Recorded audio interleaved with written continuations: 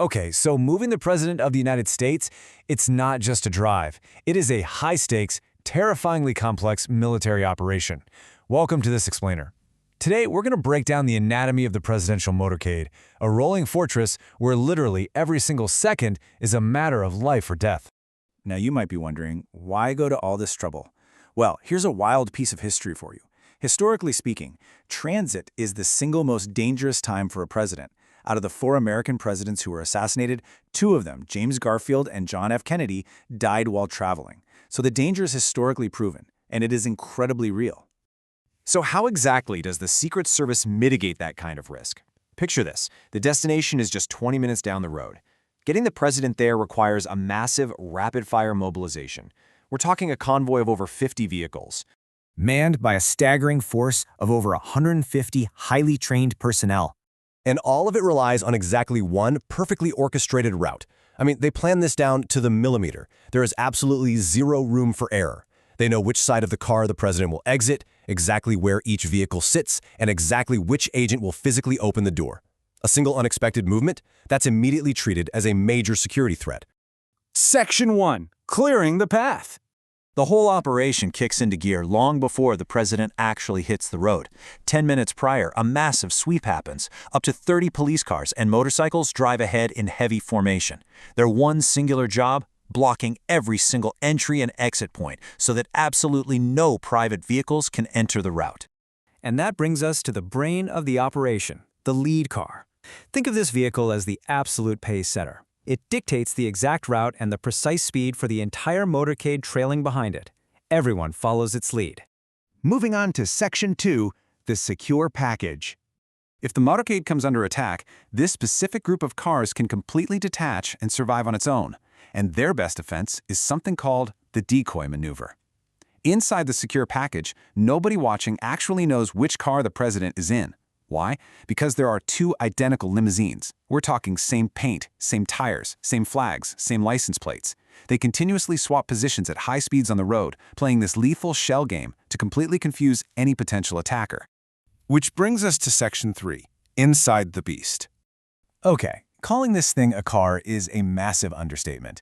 It's a moving fortress. It weighs an unbelievable 9 tons and sits on a heavy-duty truck frame just to handle all the armor. The windows are made of 5-inch thick ballistic glass that cannot be penetrated, even at point-blank range. The cabin, completely sealed off. In fact, only the driver's window even opens. And the tires are run flat, meaning the beast can just keep driving at high speeds even if they completely blow out. But defense, that's really only half the story here. Inside the beast is a staggering tactical arsenal. You've got rocket grenades, night vision gear, tear gas, shotguns, and emergency oxygen. But the craziest part? They actually carry 2 bottles of the president's exact blood type, ready to go for an absolute worst-case scenario. Now, surrounding the beast is a highly sophisticated invisible defensive bubble. Take the electronic countermeasures vehicle, basically the jammer car. It's covered in these massive antennas, and it constantly sweeps for and jams radio signals so remote detonated bombs can't go off. It even has sensors that can detect heat-seeking guided missiles from a distance, and it can fire off flares to divert them mid-air. No joke. But what if they actually need to fight back?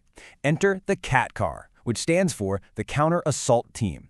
While the halfback car directly behind the beast focuses purely on defending the president, the CAT car's rear windows are always wide open. Inside are heavily armed Secret Service agents ready to unleash immediate aggressive counterfire the second anything goes wrong. The supporting cast is just as wild. You've got a black hazmat truck designed to protect against chemical, nuclear, and biological attacks. There's a dedicated medical team riding in an ambulance. And then there's the Roadrunner, a rolling mobile cell tower handling all encrypted wireless, internet, and phone communications. Basically, the president stays totally connected anywhere on Earth. Oh, and the ground isn't the only thing being monitored. There is constant overhead overwatch. A helicopter, armed with snipers, machine guns, and Secret Service agents tracks every single inch of that convoy from the sky. Section 4. Taking to the skies. When the president leaves the country, the logistical complexity absolutely explodes. 2 days before the trip, heavy cargo planes like the C-17 pre-deploy the limousines and the jammer cars. Then on the actual day of travel, that shell game we talked about happens in the air. Up to 5 identical Marine One helicopters take off together to hide the president's location. They land at the airbase where 2 identical modified Boeing 747s, Air Force One, are waiting. Air Force One is quite literally a flying White House. It guarantees 0 difficulties in flight, complete with a presidential stateroom, an executive dressing room, a conference room, a full dining room, a complete kitchen, and an office. But you want to know the craziest logistical fact? Once the president is airborne, they literally fold up the blades of the Marine One helicopters, load them into cargo planes, and fly them right behind the president to ensure secure air travel as soon as they land. And finally, Section 5, the cost of security. Let's just stop and think about this for a second. With the decoy limos, the giant cargo planes, the assault teams, the mobile cell towers, and the helicopters tracking everything from above, what do you think is the financial cost of a standard 1-hour trip from Washington, D.C. to New York? Well, here's the staggering reality. That single 1-hour trip costs over $157,000 US. To put that in perspective, that is roughly 1.17 crore rupees. And remember, that is just for a one-way trip. That doesn't even factor in the cost of coming back home. Which brings us to the ultimate question.